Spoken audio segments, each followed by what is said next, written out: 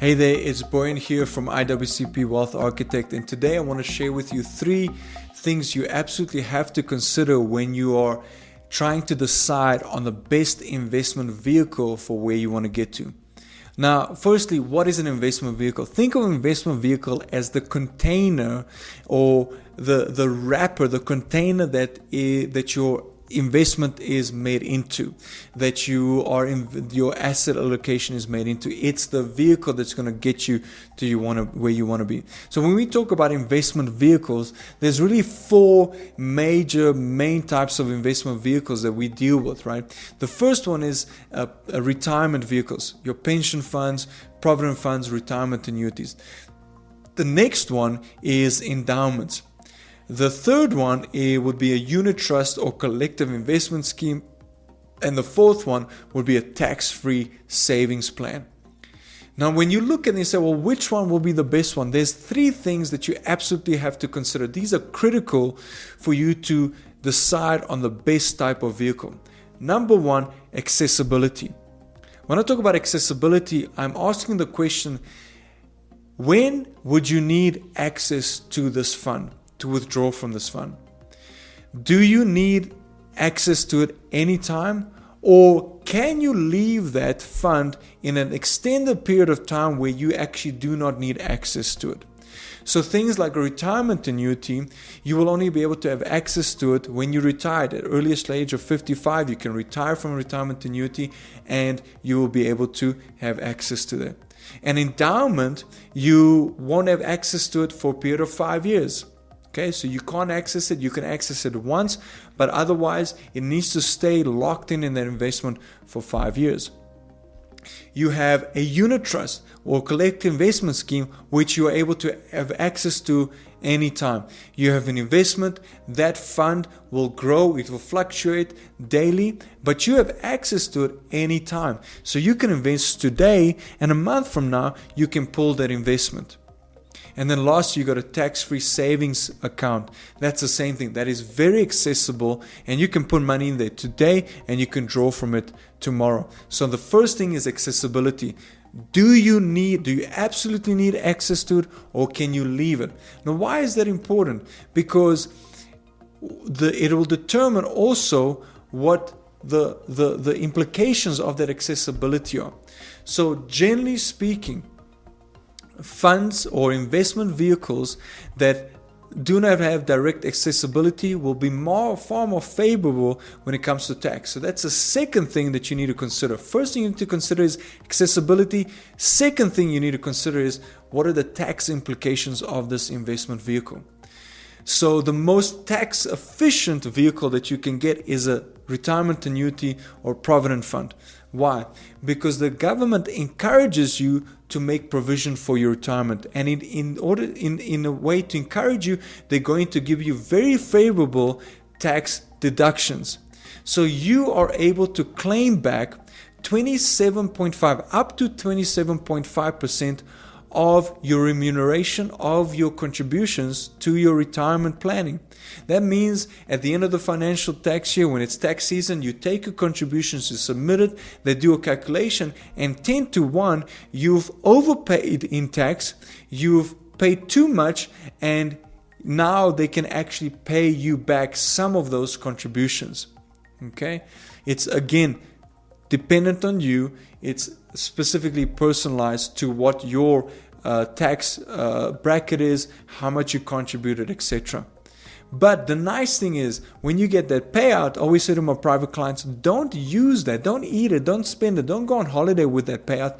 Take it and put it back into a retirement fund. Why? Because that way you are growing your retirement fund. So tax implication.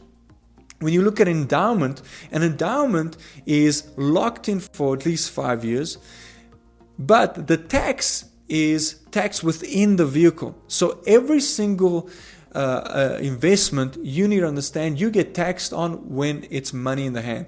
Retirement annuity, when it pays out at 55 or 60 or 65, when your retirement age is, you're going to get taxed on that on that income.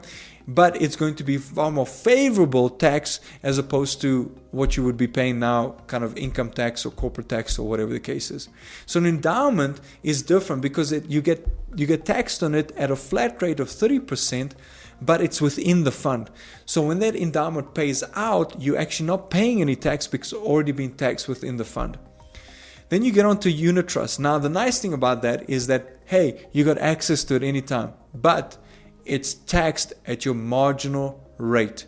So if you are someone that pays 18% tax, your growth, when you withdraw that money, is going to be at 18%. If you're someone that the tax bracket is 45, the highest one, that investment is going to get taxed at 45.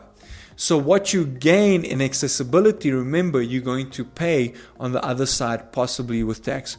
And one of the most tax efficient ways to invest is a tax-free savings account.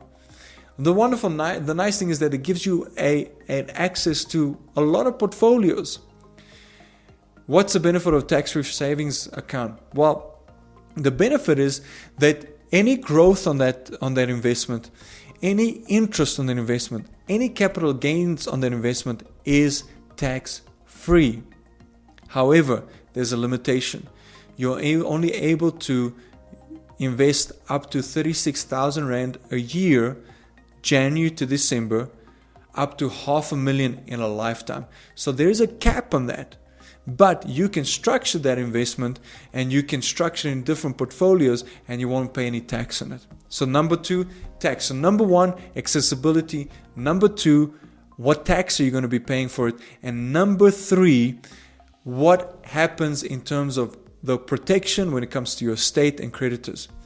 A retirement annuity is the best. It's protected against creditors. It's the only investment that a creditor cannot attach.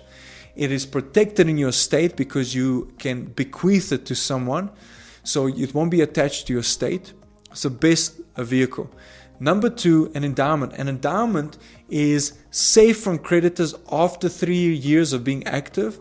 And then still after that, for 5 years after it's paid out, provided that you have bequeathed it or given it to your spouse or your children. So it's protected.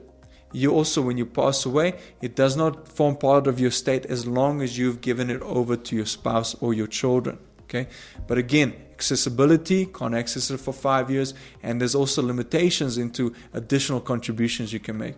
A unit trust, great for accessibility. However, it can be attached. It's seen as an asset in your estate. When you pass away, it forms part of your estate as an asset, and creditors can attach it. And it's the same thing with a tax-free savings account. It forms part of your estate. You're going to pay the estate duties on it, and creditors can attach that investment. Now look, if you're in a position, you say, look, I don't even know what the best vehicle would be for me, or even I don't know if the investments that I currently have are the best vehicles for me, you can go ahead and book a complimentary investment planning consult with me. It's completely obligation free, no commitment. It's really a discussion between you and me to see if I can help you at all. And if I can, we can continue the conversation. If I can't, well, I'll try to point you in the right direction. So you can book that complimentary consult with me with the link below. You can access my calendar, book a free time, and I'll be happy to sit with you and discuss some of the options that might be available to you, and if at all, I can help you. Well, until next time, I'll see you soon.